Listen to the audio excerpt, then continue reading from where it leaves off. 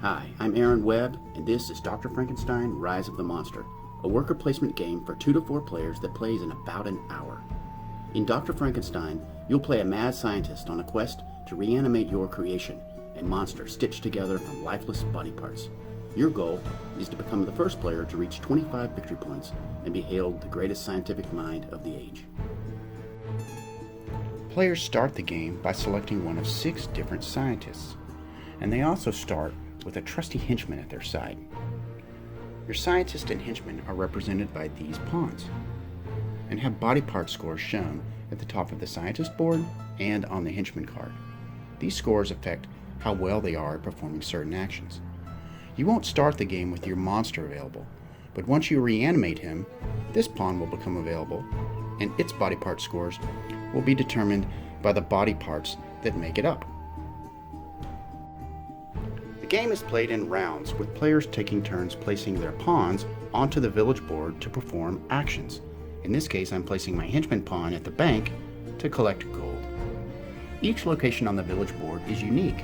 Some allow you to collect resources, others allow you to collect body parts, convert resources, make trades, get items, even switch out your old henchman for a new one. You're allowed to place pawns onto empty locations or onto pawns of lesser value, bumping them to an adjacent location. Bumped pawns collect rewards like placed pawns, only at a lesser amount. Once all pawns from all players have been played on the board, the round ends, players collect their pawns, and a new round begins. The Burgermeister is the mayor of the village and is represented by this pawn. Any player who plays on the town hall immediately gains control of the Burgermeister and can play him like any other pawn as long as they play him last of all their available pawns. Even though the Burgermeister is a relatively weak pawn, just having that extra pawn placement is a huge benefit. More importantly, whoever controls the Burgermeister is always the first player to play in a new round.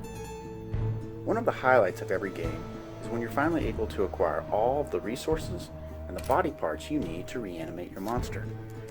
When you're finally able to light up that reanimator, you'll earn 5 victory points, and you'll gain access to your monster pawn, the most powerful in the game, which can be played every round. Because each scientist has his or her own unique special ability, each player experiences a slightly different game. By combining certain items and abilities, players can build engines to earn even more victory points. The villagers also play an important role in the game. They're suspicious of all the strange things going on in the village, and they frown upon certain types of behavior. The mob meter is a measure of how angry the villagers are at you. Anytime you would bump another pawn, play a monster in the village, go to the alley to get body parts, or to the tavern to trade out your old henchman, you have to move your player marker up on the mob meter. If your marker ever reaches the topmost space, the villagers have rioted and you've triggered the rampage. When you rampage, your monster is transported to the rampage board, and you'll have to work out the proper sequences of advances, retreats, leaps, and punches as he tears through the village, earning victory points and resources. Rampaging isn't always a bad thing. In fact, it's one of the many legitimate strategies for victory. After your monster dies in a rampage, you can make a new one, scoring even more points, and perhaps even rampaging again.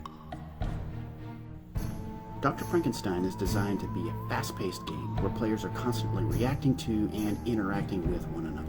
You're never going to be playing solitaire in a silo, ignoring your neighbors, or counting the minutes until your next turn comes up.